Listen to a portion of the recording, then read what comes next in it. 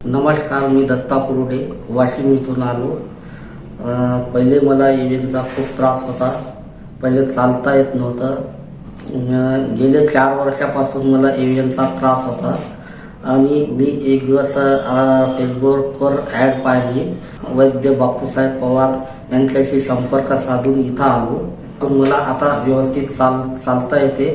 पहिले मला गाडीवर सुद्धा पाय टाकता येत नव्हता. गेल्या 6 महिन्यापासून मी ट्रीटमेंट घेत आहो आणि मला बरेचपैकी फरक पडला आणि आता मी व्यवस्थित चालू शकतो. पूर्वी मला व्यवस्थितपणे चालता येत नव्हते, जिना चढता येत नव्हता आणि आता मला एवढा फरक पडलेला आहे की मी सरळ चालू शकतो. पहिले मला मांडी घालून बसता येत नव्हतं. आता व्यवस्थितपणे मी बसून जेवणसुद्धा करू शकतो. पहिले मला टॉयलेटला व्यवस्थितपणे बसता येत नव्हतं आणि आता मी पूर्णपणे व्यवस्थित बसू शकतो. पूर्वी मला असं चालताना खूप त्रास व्हायचा, असं लंगडत चालायचो.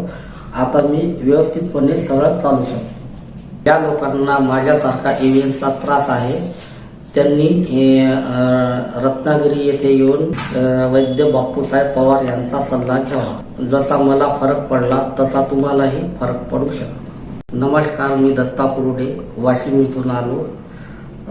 पहिले मला एव्हीएनचा खूप त्रास होता.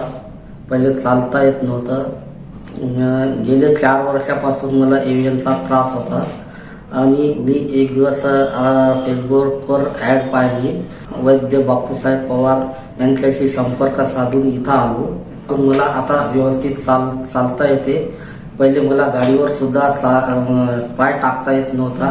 गेल्या 6 महिन्यापासून मी ट्रीटमेंट घेत आहो आणि मला बरेचपैकी फरक पडला आणि आता मी व्यवस्थित चालू शकतो.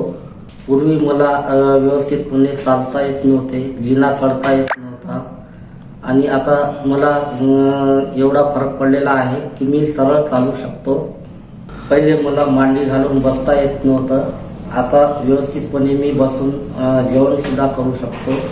पहिले मला टॉयलेटला व्यवस्थितपणे बसता येत नव्हतं आणि आता मी पूर्णपणे व्यवस्थित बसू शकतो. पूर्वी मला असं चालताना खूप त्रास व्हायचा, असं लंगडत चालायचो. आता मी व्यवस्थितपणे सरळ चालू शकतो. ज्या लोकांना माझ्यासारखा एव्हीएनचा त्रास आहे त्यांनी रत्नागिरी येथे येऊन वैद्य बापूसाहेब पवार यांचा सल्ला घ्यावा. जसा मला फरक पडला तसा तुम्हालाही फरक पडू शकतो.